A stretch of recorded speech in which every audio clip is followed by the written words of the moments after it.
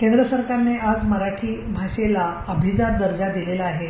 केंद्र सरकारचे सर्व नेते आणि विशेषतः माननीय पंतप्रधान नरेंद्रजी मोदी, आणखीन गृहमंत्री अमित शहा आणि संबंधित विभागाचे सगळे अधिकारी यांचं मी मनापासून आभार मानते आणि अभिनंदनसुद्धा सगळ्या मराठी जनांचं करते।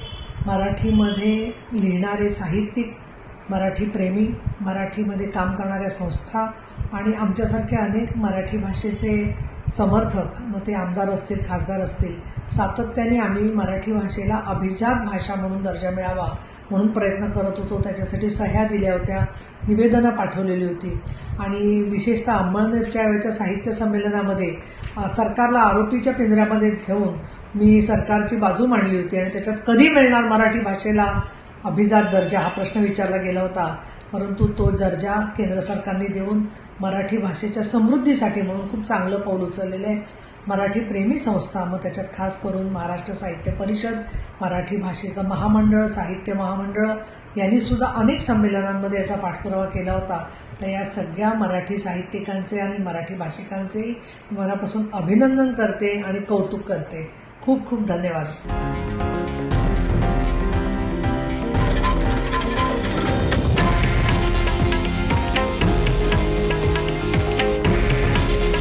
हे आहे देशातील नंबर 1 न्यूज नेटवर्क आणि आपण पाहत आहात TV9 मराठी। काळजी तुमची, हित महाराष्ट्राचं।